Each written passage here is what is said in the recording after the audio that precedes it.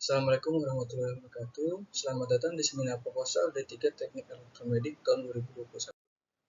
Di sini saya ingin mempresentasikan seminar proposal saya, yaitu rancang bangun kursi roda elektrik dengan pengoperasian smartphone dan joystick. Pertama, perkenalkan nama saya Fakir Firdaus dengan dosen pembimbing Busur Hayati STMSI.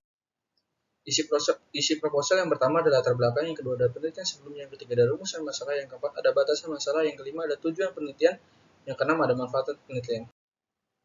Latar belakang. Pertama, kemajuan teknologi. Kemajuan teknologi di segala bidang, salah satu contohnya adalah bidang kesehatan.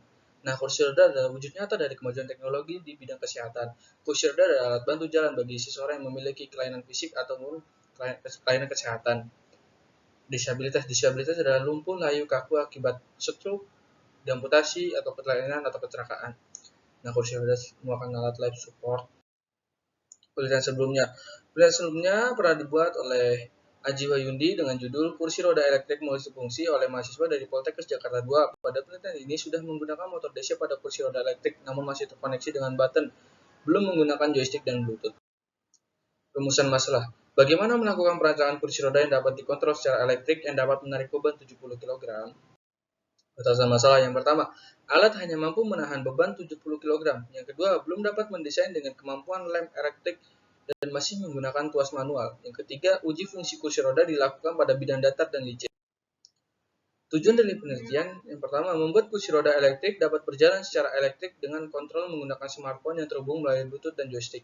Yang kedua, menguji fungsi kursi roda dapat maju dan mundur. Yang ketiga, menguji fungsi kursi roda dapat berputar 90, 180, hingga 103 hingga 360 derajat.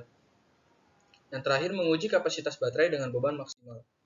Manfaat penelitian. Hasil alat yang telah dibuat dari penelitian ini dapat memudahkan penyandang disabilitas untuk dapat menggerakkan kursi rodanya sendiri tanpa bantuan orang lain dan membantu penyandang disabilitas merasa lebih percaya diri dan tidak terlalu menjadi beban untuk kesehatan mental, jiwa, dan mengurangi cedera. Nah, dari sini terdapat desain alat yang ingin saya buat pada kursi roda tersebut. Yang pertama, terdapat joystick di mulut. Untuk penyandang atau orang yang memiliki kelainan atau kesehatan yang buruk, baik dari lumpuh layu dari leher hingga kaki, itu kita masih bisa menggunakan kursi roda bergerak ke sana kemari melalui joystick yang berada di mulut. Jadi kita menggunakan kontrol pada kursi roda di mulut.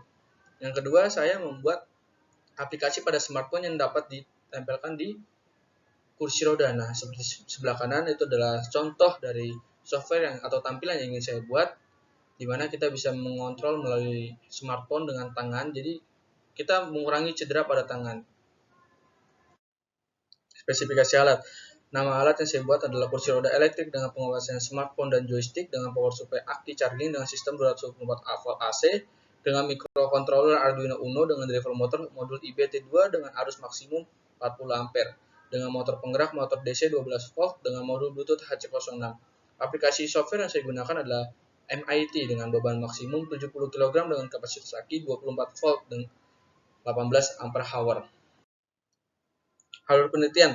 Yang pertama ada perancangan, yang kedua ada pembuatan alat, yang ketiga ada pengujian alat, yang keempat ada pengolahan data, dan yang kelima ada hasil dan kesimpulan. Di sini dapat blok diagram. Yang pertama ada PLN, lalu ada charging baterai dan aki. Charging baterai ini memberikan suplai pada Arduino dan buzzer, joystick, dan Bluetooth, modul Bluetooth HC06 yang mengoneksikan dengan Android. Lalu aki juga memberikan tegangan pada driver motor kanan dan driver motor kiri pada motor kanan dan motor kiri. Di sini terdapat flowchart. Yang pertama ada start, inisialisasi, lalu ada pilihan. Ketika kita memilih pilihan maju, maka motor kanan dan motor kiri akan bergerak secara clockwise atau berputar dengan cara jarum jam. Jika tidak, maka alat akan kembali ke inisialisasi.